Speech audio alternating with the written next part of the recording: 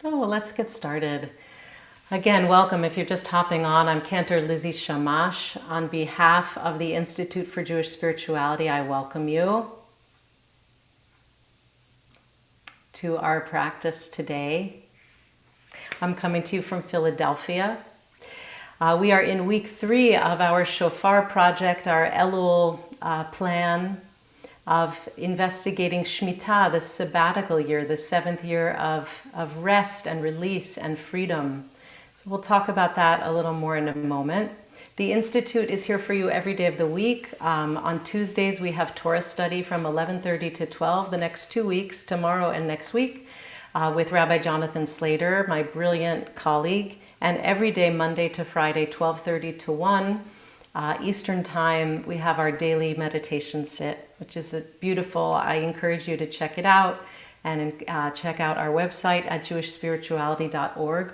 All of these programs are offered freely and with love, and so if these programs make an impression on you and have been valuable to you, please feel free. We welcome you always to make a donation to IJS in any amount. You can make it in honor of a teacher or in honor or in memory of a loved one, a simcha, etc. We welcome that way of sharing. So we'll get started. Today's props, if you've just hopped on, are 2 blankets or a blanket and a bath towel would work. We want to support the neck.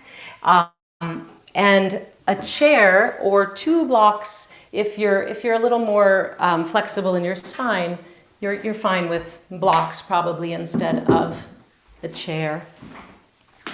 So come to a comfortable seat, and that might be as I'm sitting on the floor with a little bit of propping up, or it might be on the chair, whichever is most comfortable for you. We'll begin here by grounding the sitting bones. You can move a little bit from side to side and front to back, a little bit of anterior and posterior pelvic tilt, just a little arch and curl through the pelvis to find center there to balance the pelvis. Allow the spine to rise tall with nobility, with dignity. Let the chest widen and open and shine forward. Take your palms together, just give them a little rub. Heat up your hands. Bring some blood, some energy to the fingertips. And then take these warm hands and place them on the back of your neck for a moment, just holding yourself, feeling your own neck. And then come to where the neck meets the base of the skull, using your thumb and finger pads, a little bit of palpating, a little bit of self-massage at that occipital ridge. Right, so right where the bone starts to meet the muscle, meet the softer place, just give it a little bit of love. And feel your breath as you do this. Just maybe immediately it begins to soften a little at the enjoyment of some self-touch here. Just allow the breath to come and go. And then take your thumbs or your fingers, again, to the base of the skull and give a little lift up. Lengthen your head up towards the sky. See if you can let the neck go any amount. Let the shoulders drop down the back and release the hands. You might close the eyes if it feels safe and comfortable. And bring your attention to the neck. Is there a little more length? Is there a little more ease? And if not, that's totally fine. Notice that as well.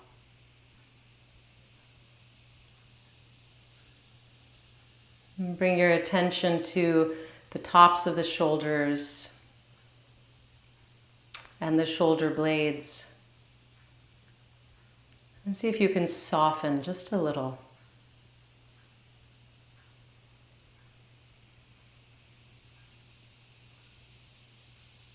And bring your attention to the breath coming and going. The rise and fall of the chest.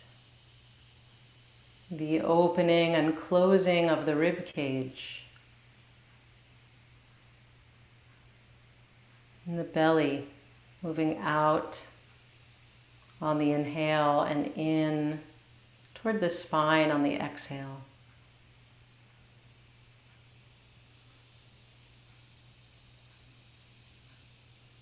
Just taking a moment to land.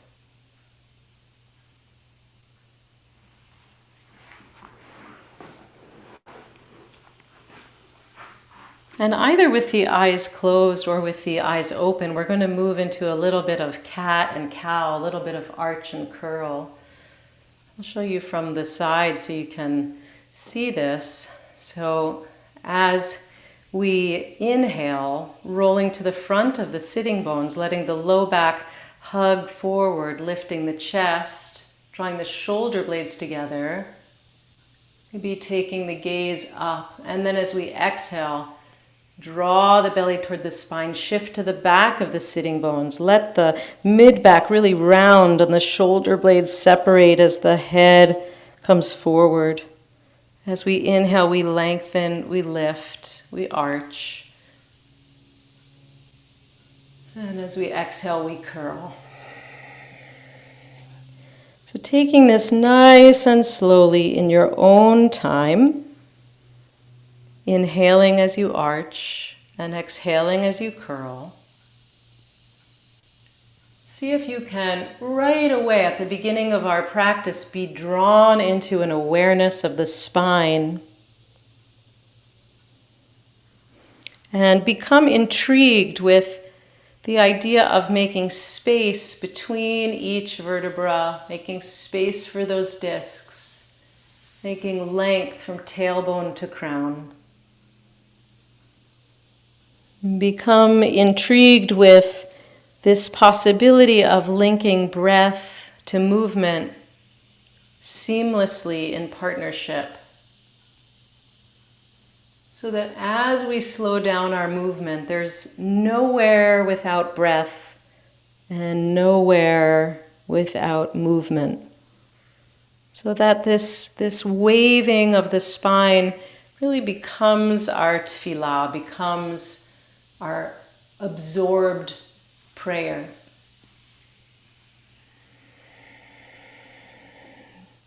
With great thanks for this spine that allows us so much movement, so much freedom.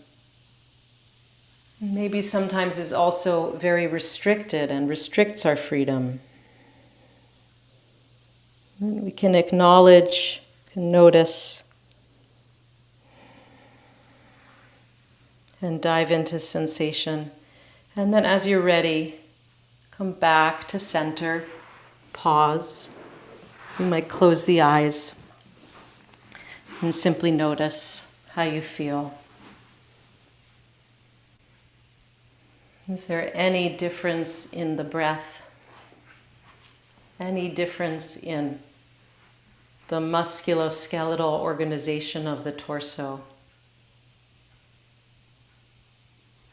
And I'd like to share a little teaching. You can continue to keep the eyes closed or open as you wish. So Shemitah, this sabbatical year, this 7th year in the cycle, is a rest and release of our control over the planet, over the earth, over agriculture. And we looked last week at our relationship with the earth, over other human beings, power relationships, in the time of the Torah, releasing slaves, right? Releasing debt and financial relationship, power over other human beings in that way, and also releasing ourselves from habits, behaviors, and systems of oppression, right? From small to large.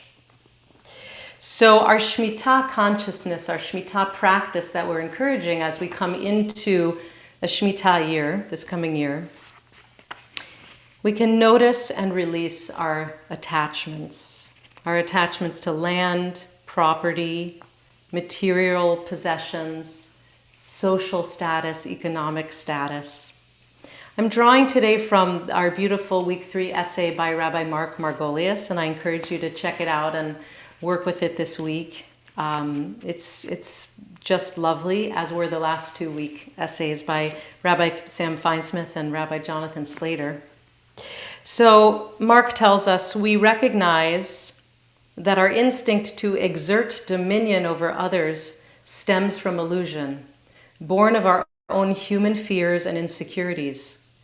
We learn instead to cultivate consciousness of the deeper truth that we and all beings arise from and belong to the Holy One.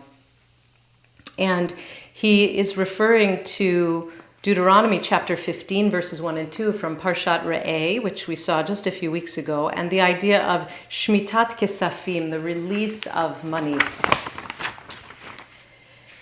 That we forgive debts and loans in the 7th year. In this remarkable passage, the Torah directs us to surrender any and all financial claims we have against others in the Shemitah year. And the remission of debts is described as a practice of literally tashmet et yadcha, releasing one's hand, right? So we look in our yoga practice, not just at the hand, but at all parts of the body. Where can we release? Where can we release the hand? Shemitah can be understood as a practice of letting go, not only of land and material things, but of power we hold and wield in our relationships to others. For those of us whose power has been claimed by others, the Shemitah, by dissolving our debts, invites us to recover our autonomy and reclaim our control.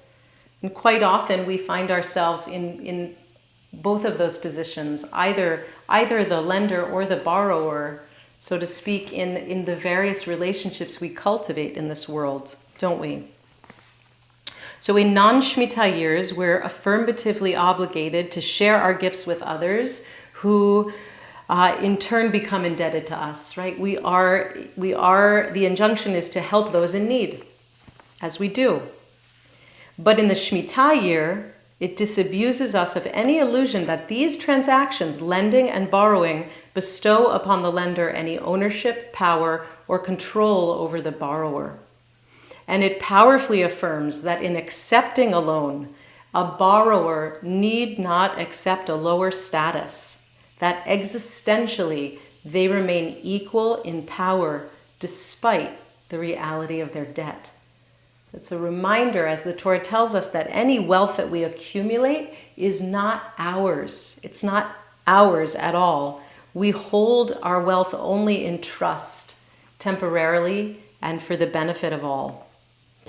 So Shemitah practice invites us to notice our inclination, our ego-based human, very natural inclination toward attachment, whether to power or the illusion of power, to a sense of ultimate ownership and entitlement. It encourages us to strive, to notice, to let go over and over, to surrender that predilection. To the extent that we're lenders who feel a claim to emotional debts, beliefs that we are owed something, then we can loosen our grip. We can loosen our grip on the narratives of our own entitlement and open to the pain or the fear or the need or the ego gratification we find when we dig under the surface of that. And to the extent that we are borrowers who voluntarily or involuntarily find ourselves indebted to others, our power claimed by or relinquished to them, we can recover our innate dignity as beings created in the divine image.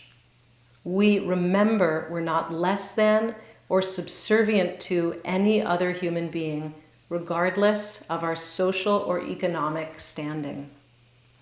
So here's how I'm thinking about this in the body, right? There are lenders and borrowers. When we get imbalances in our bodies, right? One part of the body exerts dominion over another part of the body, and then other places have to constantly regroup to figure out the new relationship. Something gets tight, and then something else has to tighten to compensate. It's like a series of compensations. So how we notice in our practice, and especially when we slow down in this restorative type receiving practice, how do these imbalances show up in our body? Which is not just a physical manifestation, it's a psychophysical manifestation, right? The mind, the heart, the body all together. We can look and watch as one part dominating another or seeking domination. Who's the borrower and who's the lender? I shared last week that I was struggling with a fair amount of neck and shoulder pain, and this morning I went to one of my excellent body workers. I feel really blessed to have some angels to work with and to learn from. And he told me, he said, the pain in your shoulder, really it's your neck. And your neck is out of alignment, and your shoulder's doing a lot of compensation, right? So I'm really feeling that lender-borrower relationship very strongly right now, and I think many of you might also be, because as we use our bodies, aches and tensions and pain are a reality, unfortunately.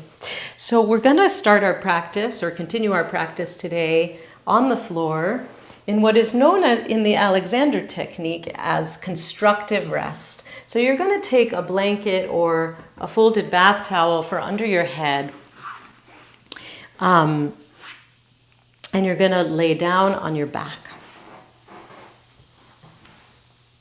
So make sure that the blanket is a nice height, a nice fold to support the cervical curve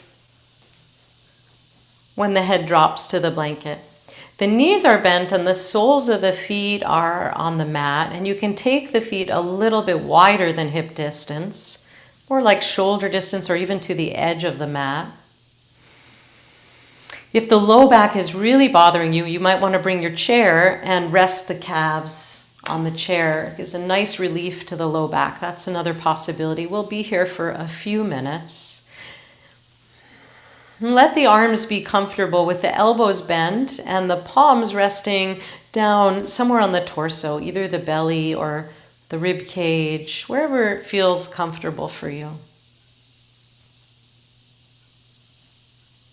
Allow the eyes to stay open to whatever extent is possible for you. You can close them a little, but we want to cultivate really an awake, alert sense of softened awareness. So here we like to keep the eyes open and soft.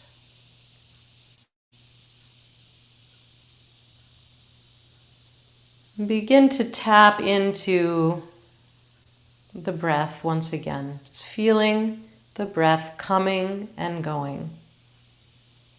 Feeling belly and chest rise on the inhale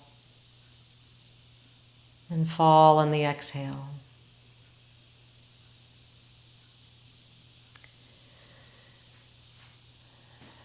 In general, see if with each exhale you can allow the bones, the heaviness of the body, to release effort and release themselves to the floor, to the support of the earth.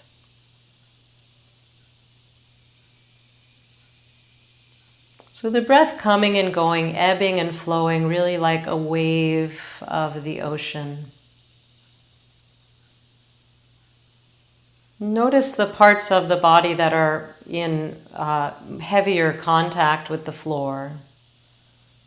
And you can really feel against the floor the back of the head, the back of the shoulders, the shoulder blades, the elbows, and the low back, and the feet. And again, see if you can allow those points to just melt to the floor, with each subsequent exhale.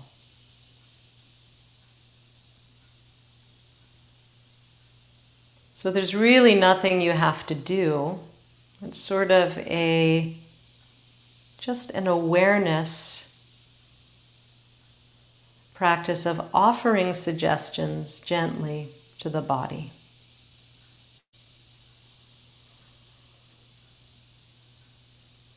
In fact, what we're really doing is offering the body an undoing. Right? So by changing our relationship to gravity, this full support to the torso and to the spine in this position are a great gift of undoing.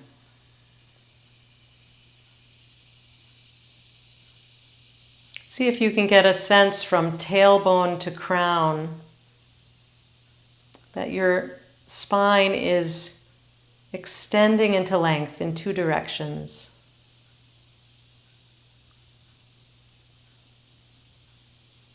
And remember that the top of the spine ends really high, all the way between the ears, behind the soft palate.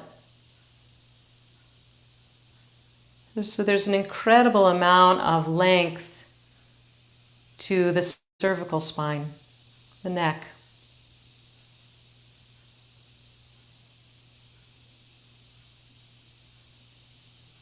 And as you're witnessing the breath coming and going, the waves ebbing and flowing, and experiencing perhaps a little bit greater release with each exhale.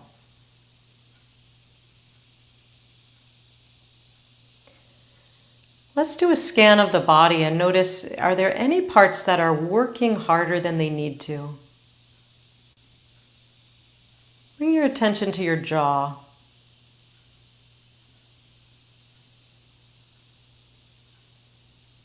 To your shoulders, to your outer shoulders. Just asking or feeling from the inside.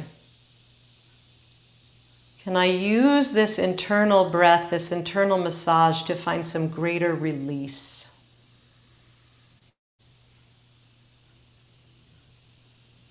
Your rib cage, are you holding your rib cage in any way? Off the floor, away from the floor? Can you let it soften? Can you let those intercostal muscles soften? In such a way that the rib cage might undo any tension.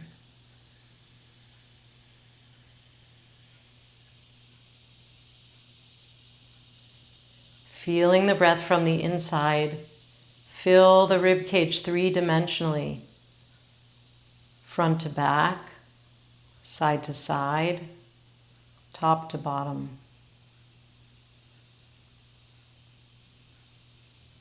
How about your low back, your hips? Is there anything that can let go?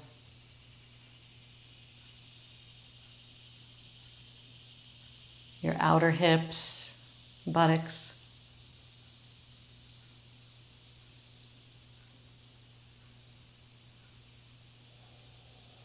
And what about your legs and your feet?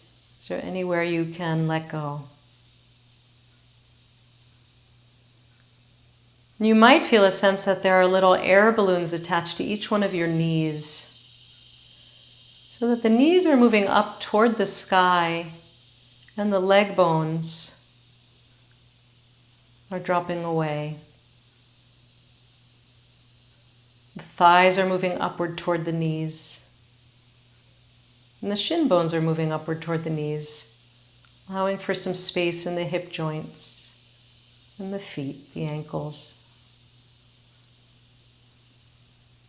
Breath coming and going.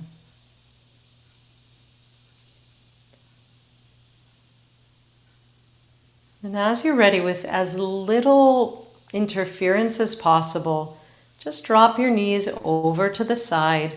Roll over into a gentle fetal position and press into your hands to come up. I'm going to do a little supported back bend. I like to take my blanket from this position and open it to here. Makes the roll a little bit less. If you're looking for more back bend, then keep it folded and you can roll it from there. So make a tight roll with your blanket, a little jelly roll here, and put it towards the upper third across the mat horizontally. I'm going to come to lie down again.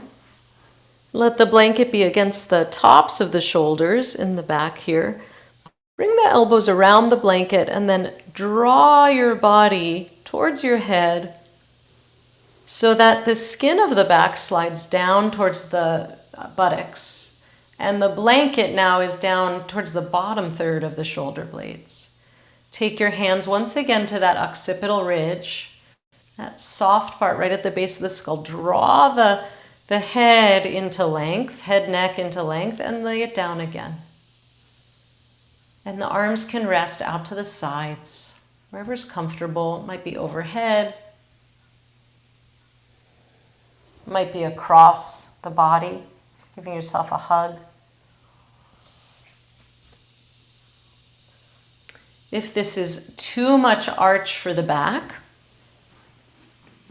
and too much on the neck, you might take a second blanket or your towel, right? You might have to adjust a little bit, have something to lay your head down, or you might make less of a roll, right? Just undo it a little bit.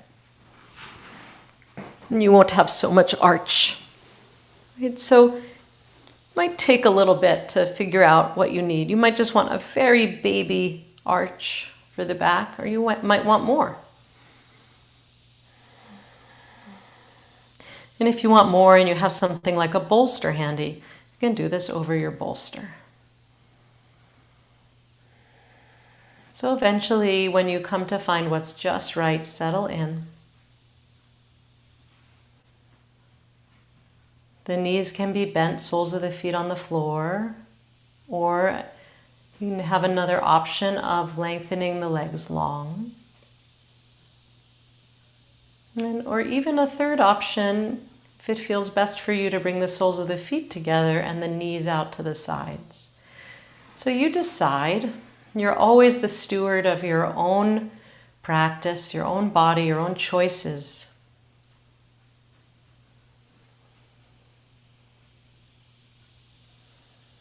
Allow the breath to come and go.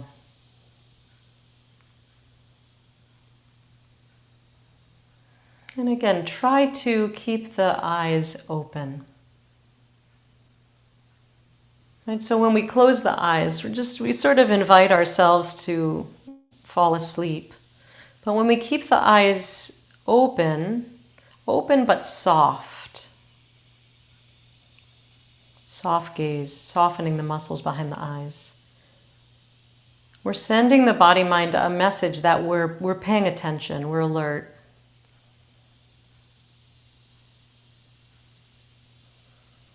So a softened alertness, a witnessing.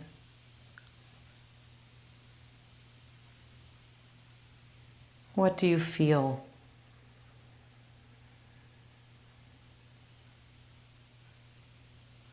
Might you notice, or do you notice,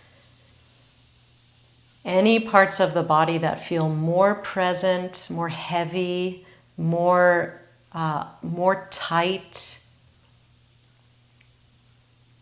than other parts of the body?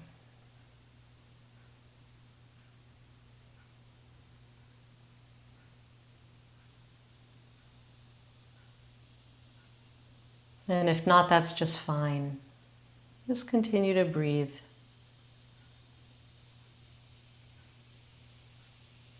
And if you do notice any parts that are subtly overworking or maybe grossly overworking,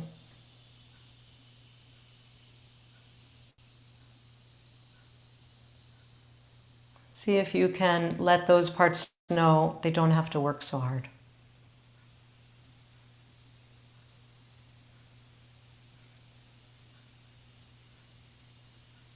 You can bring that message mentally, just internally speaking to a part of the body,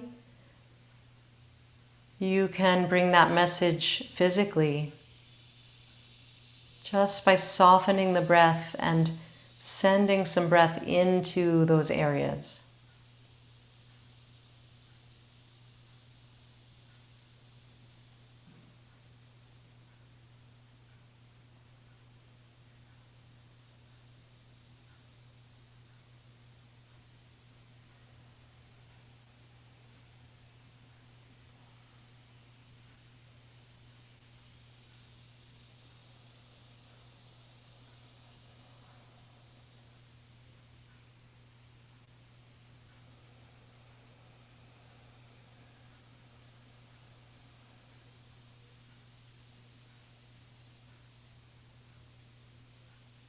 Are there any areas that you can notice that want to exert dominance over other areas?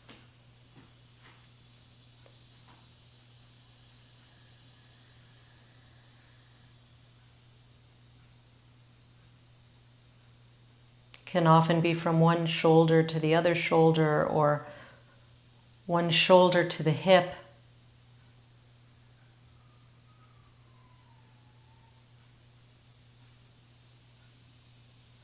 What do you become aware of when you pause and breathe and allow?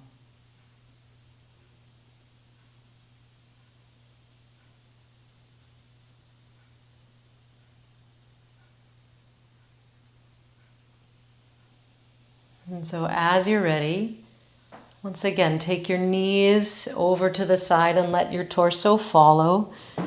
And then press into your hands to come up. Move that blanket roll aside and come to lay back down on your back for just a moment, neutralizing the spine. And if you'd like, you can give yourself a hug, crossing the elbows. Or another option is just leave your arms out to the sides, palms open. Or you could bend the elbows, place the hands on the torso. Just feel the spine neutralize for a moment. Allow a few breath cycles to wash through.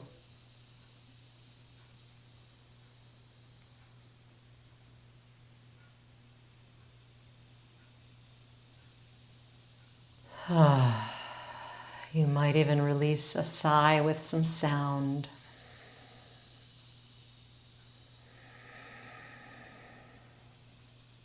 And then as you're ready, once again, slowly rolling to the side, come on up. I want to offer two options for a supported forward bend. One is child pose, and you can take the knees a little bit wide and fold forward and maybe place your head on one of your blankets or on a block. And take your arms wherever you'd like, either by the sides of the feet or lightly outstretched, not just by your sides, elbows bent.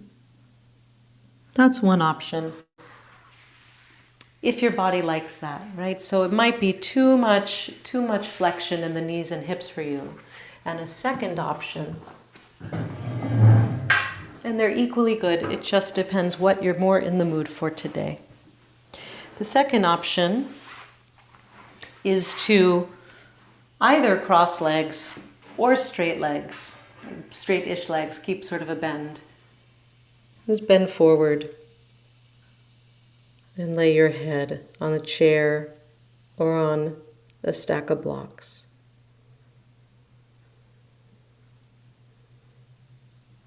So either one, finding a gentle, supported forward fold. Keep it really nice and easy.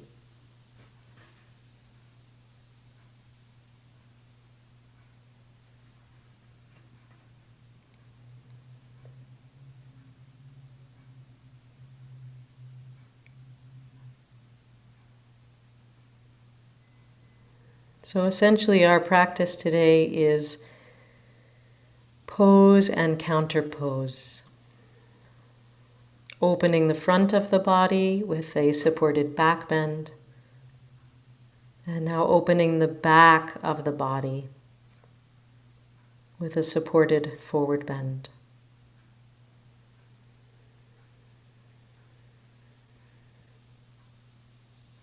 In yoga, the back body is known as the Western poses, and the front body is the Eastern part of the body.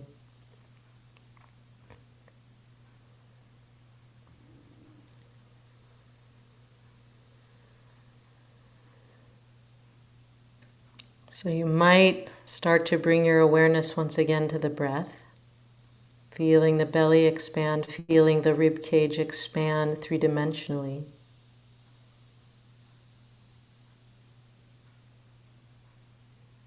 And even feeling those shoulder blades separate and move apart from each other on the inhale.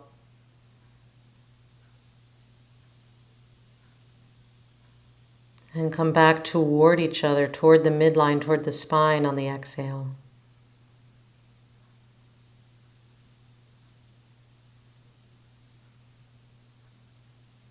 Letting the breath be long and smooth and easy, coming in through the nose and going out through the nose. And if you're doing the cross legs seated, switch the cross of your legs, put the other shin in front, get some balance.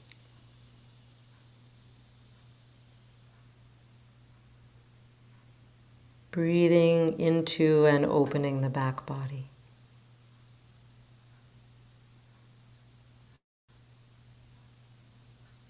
So front body and back body sometimes can get into this lender, borrower imbalance with one another. Usually we favor our attention to the front body, the eastern side, which is the yang side, the side of action and movement and heat. And we totally forget about our back body, the yin side, side of rest, renewal, repair, because we don't see our back body either. And when we walk into the world, we walk forward. We don't spend our time walking backwards. So a lot of times our energies are placed on the front body. We have to remember the back body.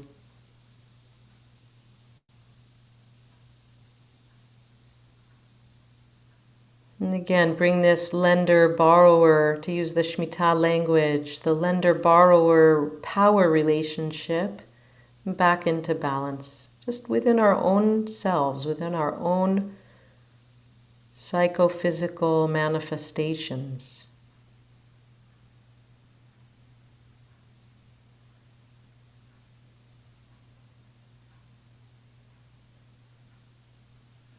And continuing to bring your attention to the skin of the back, the musculature of the back. And feel the way the breath can gently massage all of it.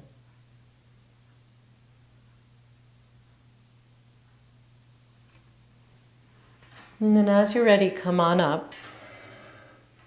We're going to set up for a final relaxation. So again, like we started at the beginning, have something for under your head. You might want to have your second blanket or towel to cover yourself, give you some warmth.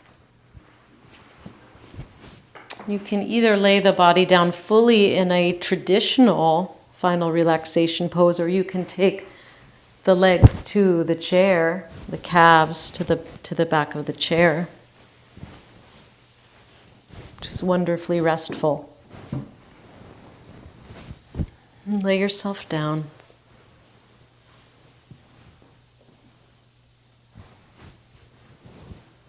Let the arms be by your sides, allow the palms to face up. And now do allow the eyes to close, as long as that feels safe for you.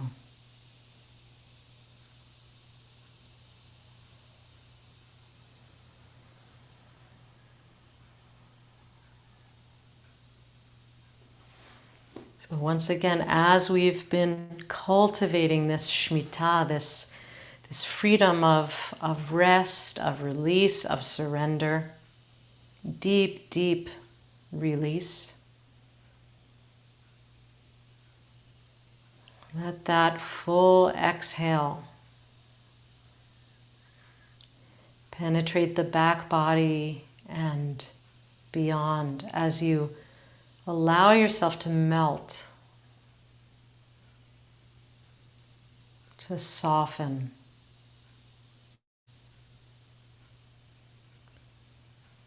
To give way just momentarily, just for a few minutes, this practice of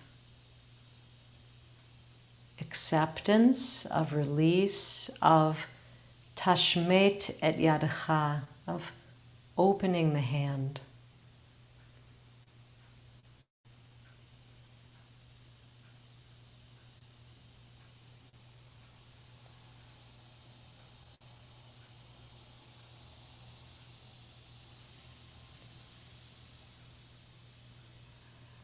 As if your whole body were a clenched fist, and you could simply, on the out-breath, allow that fist to release, to open.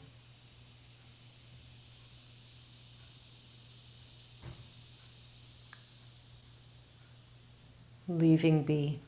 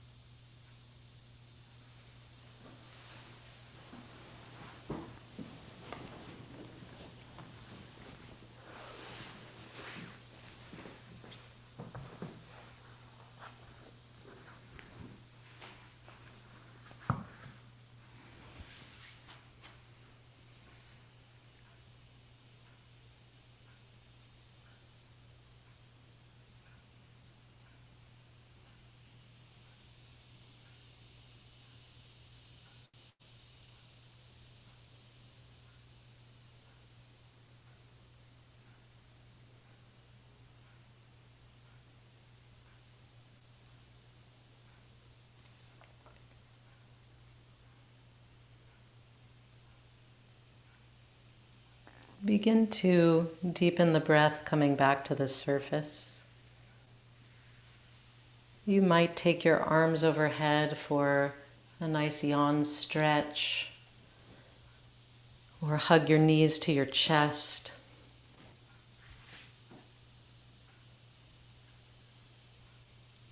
Give yourself a little rocking side to side. And taking your time with great care, rolling over to one side, pausing in a fetal position.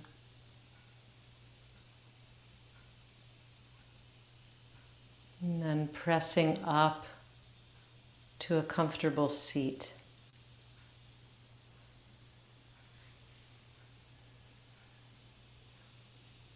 Once again, bringing the spine back to its usual relationship to gravity.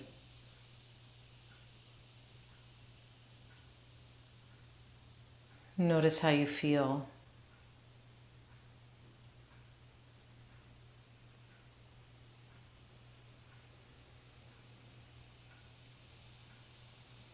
We started, our pticha was with the hands. our opener, and our chatima, our seal, our closing, will go back to the hands. Take the right palm against the left palm. If you can, keep your eyes closed and feel how each finger meets its mate, as well as the thumb, how the knuckles line up, how the palms line up, all the way down to the base of the wrist. Take those hands together. Extend through the elbows, widen through the collarbones and the shoulder blades. And see if you can bring right to meet left with absolute evenness. Lender and borrower snuffed out, right? The sense that neither has dominance over the other. Left and right meeting as equals. Equal pressure. No one's pushing the other to either side. Meeting with respect for each other, with curiosity. What's that other hand feel like? And draw those hands in toward the sternum. You can even take the thumbs into the sternum and lift the sternum. Take a deep breath into your heart space. And then as you exhale, release the hands and allow the eyes to flutter open. Shavua Tov. Thank you all for practicing. We'll stay for 15 more minutes of Q&A. And I invite you to come back next week as we wrap up the Shofar project and finish out Elul. And of course, to take advantage of our other IJS offerings throughout this week. Adi is going to post into the chat my favorite website if you're looking to buy props, where you can buy. I picked out the ones that I like in the category of the blocks, the blankets, and the straps. And a huge thank you to Adi for his help today and each week.